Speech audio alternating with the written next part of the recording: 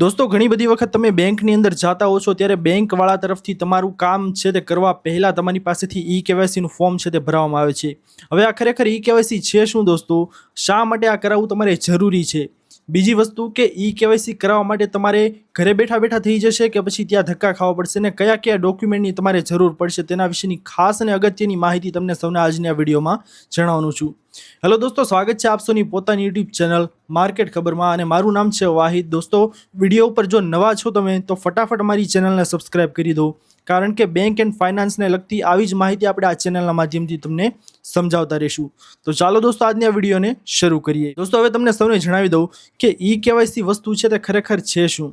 તો e KYC મતલબ કે નો યોર કસ્ટમર। હવે દોસ્તો ઈ કેવાયસી કરાવવા માટે તમારે સામાન્ય રીતે દોસ્તો ઘણા બધા લોકો છે તે બેંકમાં જ કરાવતા હોય છે, પરંતુ શા માટે ઈ કેવાયસી છે તે એવું તો શું ખાસ છે તેની અંદર? તો દોસ્તો ઈ કેવાયસી તમારે કરાવવું એટલા માટે ખાસ છે કારણ કે બેંકને લગતું કોઈ પણ કામ કરાવવા માટે જે વ્યક્તિ છે તે ખરેખર સાચા વ્યક્તિ છે, એકાઉન્ટ હોલ્ડર છે તે સાચા વ્યક્તિ છે કે નહીં તે જાણવા માટે તમારું આધાર કાર્ડ છે ને દોસ્તો, તે સામાન્ય વસ્તુ તેને નહીં સમજતા। હાલના સમયની અંદર તે ખૂબ જ કામની વસ્તુ છે। તમારું આધાર કાર્ડ છે તે કોઈ ત્રીજા વ્યક્તિ બીજા વ્યક્તિ પાસે જાય તો તેને જાતા રોકજો।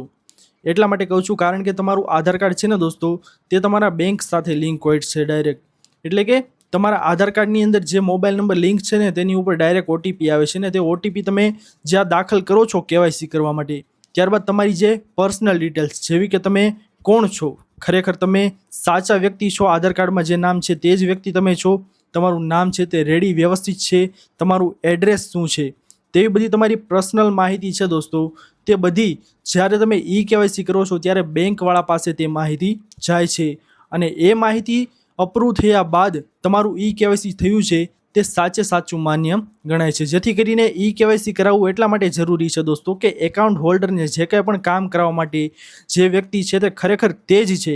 બેંકવાળા એવું પ્રૂફ માંગે છે કે ભાઈ આ બધી કામગીરી તમે બેંકની કરો છો તે તો બધી વસ્તુ બરોબર છે, પરંતુ તે વ્યક્તિ તમે જ છો કે નહીં તે જાણવા માટે ઈ કેવાયસીની પ્રક્રિયા છે તે પૂર્ણ કરવામાં આવે છે।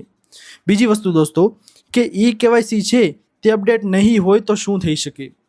ઈ કેવાયસી અપડેટ તમે નહીં કરાવ્યું હોય તો તમારું એકાઉન્ટ છે તે તરત ક્લોઝ નહીં થઈ જાય દોસ્તો। ઘણા બધા વ્યક્તિ એમ માનતા હશે કે જો અમે ઈ કેવાયસી કરાવ્યું નથી, ઝાઝા બધા દિવસ વીયા ગયા, અમારે નોટિસ આવી, તો એકાઉન્ટ છે દોસ્તો તે તરત ક્લોઝ થતું નથી। બેંકવાળા તમને સૂચના આપે છે, નોટિસ આપે છે, સમયગાળો બતાવે છે કે ઈ કેવાયસી તમારે વહેલી તકે કરાવી લેવું, નહીં તો તમારું એકાઉન્ટ છે તે ડીએક્ટિવેટ થઈ જશે। જેથી કરીને જો દોસ્તો તમે ઈ કેવાયસીની પ્રક્રિયા ન કરો તો તમારી બેંકની જે લગતી સર્વિસ છે, જે કાંઈ પણ ડીબીટીની સુવિધા છે, પછી આરટીજીએસ ટ્રાન્ઝેક્શનની સુવિધા છે, ઓનલાઈન બેન્કિંગની સુવિધા છે, તે બધી તમારી જે સુવિધા છે, સર્વિસ છે બેંક તરફથી મળતી, તે તમારી બંધ થઈ જશે।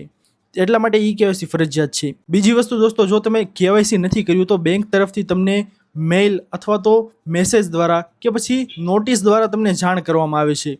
જે નોટિસ આવે દોસ્તો તેને તમારે ક્યારેય પણ ઇગ્નોર કરવી જોઈએ નહીં। એ તમારે સ્ટેટસ દોસ્તો ચેક કરવું હોય ને કે તમારે ઈ કેવાયસીની નોટિસ આવી છે કે નહીં, તમને કાંઈ ખબર પડતી ના હોય તો તમારે શું કરવાનું દોસ્તો, બેંકે રૂબરૂ જઈને તમે તપાસ કરી શકો છો, અથવા તો તેની ઓફિશિયલ વેબસાઇટ છે ત્યાં તમારું એકાઉન્ટ લોગિન કરીને તમે માહિતી છે તો તમે ચકાસી શકો છો, સ્ટેટસ ચકાસી શકો છો કેવાયસીનું, કે આ બાબતનું તમારે કોઈ નોટિસ કે મેસેજ કે કાંઈ આવેલું છે કે કેમ। હવે દોસ્તો તમને સૌને જણાવીને તો કેવાયસી ઘરે બેઠા બેઠા તમે કેવી રીતે કરી શકો છો। ઘરે બેઠા બેઠાની પણ સુવિધા આપવામાં આવે છે કે તમે ધક્કો ખાધા વગર તમારી જાતે કેવાયસીની પ્રક્રિયા છે તે પૂર્ણ કરી શકો। એના માટે દોસ્તો તમારે કરવાનું છે શું, તો કે તમારા બેંકને લગતું જે રિલેટેડ એપ છે, દાખલા તરીકે એસબીઆઈ વાળા હોય તો તેને યોનો એપ્લિકેશન છે, એવી જ રીતે તમે જો કોઈ પણ બેંકની અંદર તમારું ખાતું છે તો તેનું ઓફિશિયલ એપ્લિકેશન હોય છે। ઘણી બેંકોમાં નથી હોતું એટલે ત્યાં તમારે કરાવવા માટે તમારે રૂબરૂ જ જવું પડે છે, પરંતુ જેનું ઓનલાઈન એપ્લિકેશન છે તે એપ્લિકેશન ઉપરથી અથવા તો તેની ઓફિશિયલ વેબસાઇટ છે તેની ઉપરથી તમે ઈ કેવાયસીની પ્રક્રિયા છે દોસ્તો તે પૂર્ણ કરાવી શકો છો, એ પણ ઘરે બેઠા બેઠા। એમાં તમારે ક્યાંય પણ બહાર ધક્કો ખાવાની જરૂર પડશે નહીં। હવે દોસ્તો તમને સૌને જણાવું ને કે કેવાયસી કરાવવા માટે તમારે કયા કયા ડોક્યુમેન્ટની જરૂર પડશે, તો આ હું ચોક્કસ ના કહી શકું કારણ કે બધી બેંકોના નિયમો છે તો અલગ અલગ હોય છે। કોઈક બેંકની અંદર અમુક ઝાઝી વસ્તુ માંગતા હોય તો કોઈક બેંકની અંદર ખાલી આધાર કાર્ડ આપવાથી પણ તમારું કેવાયસી થઈ જતું હોય। જેથી કરીને ઈ કેવાયસી કરાવવું કઈ બેંકમાં છે તે આપણે કહેવું અઘરું છે। સામાન્ય રીતે બે વસ્તુ તો માંગે જ છે દોસ્તો, તમારું આધાર કાર્ડ અને પાન કાર્ડ।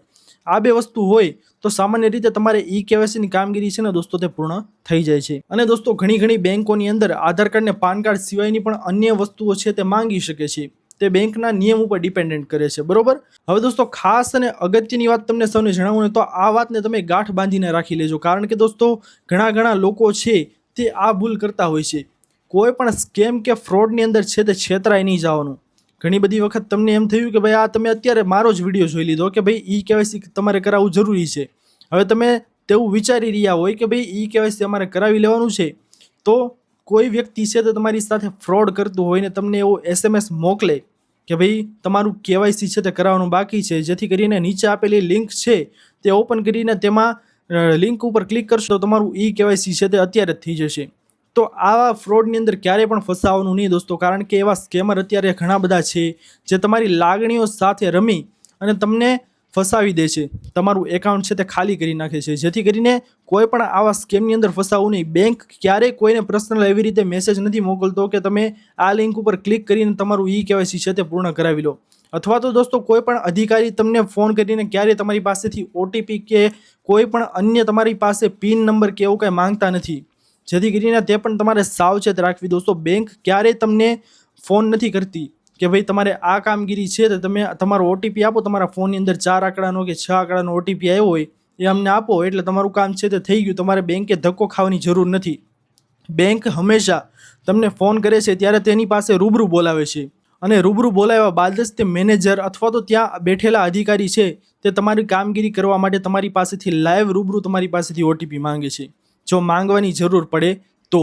બાકી દોસ્તો કોઈ પણ અધિકારી છે તે ફોન ઉપર તમારી પાસેથી OTP છે તે માંગી શકતા નથી. જેથી કરીને કોઈ પણ વ્યક્તિઓએ છેતરાયા વગર આવી વસ્તુ તમારી સામે આવે તો કોઈ પણ સાથે તમારો પિન નંબર કે OTP છે તે શેર કરવો નહીં. અકાઉન્ટની કોઈ પણ વિગત છે તે શેર કરવી નહીં. આ વસ્તુનું તમારે ખાસ કરીને ધ્યાન રાખવું દોસ્તો. જેથી કરીને દોસ્તો હવે તમને ખબર ન હોય કે તમારે ઈ કેવાયસી છે તે કમ્પ્લીટ છે કે નહીં, તો તમે બેંકમાં રૂબરૂ જઈને, અથવા તો તમે યંગસ્ટર છો, મોટા ભાગના લોકો છે તો ઓલ્ડ એજના હોય તો તેમને ખબર ના પડી શકે ઓનલાઈનની અંદર, પરંતુ યંગસ્ટર હો તો તમે જાતે તમારું મોબાઈલમાં એપ્લિકેશન, તમારા બેંકને રિલેટેડ એપ્લિકેશન છે તે ડાઉનલોડ કરી અને તમે ચેક કરી શકો છો કે તમારે કેવાયસી માટે કોઈ નોટિસ કે મેસેજ કે આવેલ છે કે કેમ. જો આવેલ હોય તો તરત કમ્પ્લીટ કરી દેવું, જેથી કરીને તમારે બેન્કિંગની અન્ય સુવિધાઓ છે તેમાં કોઈ અસર ના પહોંચે.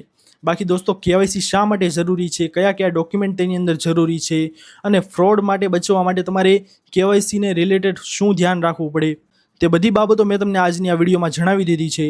આશા કરું છું દોસ્તો કે તમને સૌને આજનો આ વિડીયો છે તે પસંદ આવ્યો હશે. જો પસંદ આવ્યો હોય ને દોસ્તો તો વિડીયોને લાઇક કરવાનું ભૂલતા નહીં. ચેનલ પર નવા આવ્યા હો તો અમારી YouTube ચેનલ માર્કેટ ખબરને સબસ્ક્રાઇબ કરી અને બાજુમાં આપેલા બેલ આઇકન પણ પ્રેસ કરી દેજો, જેના લીધે આવી જ મહત્વની માહિતી આપ સૌને આ ચેનલના માધ્યમથી મળતી રહે. મળીએ દોસ્તો હવે પછીના વિડીયોમાં. ત્યાર સુધી જય હિન્દ, વંદે માતરમ.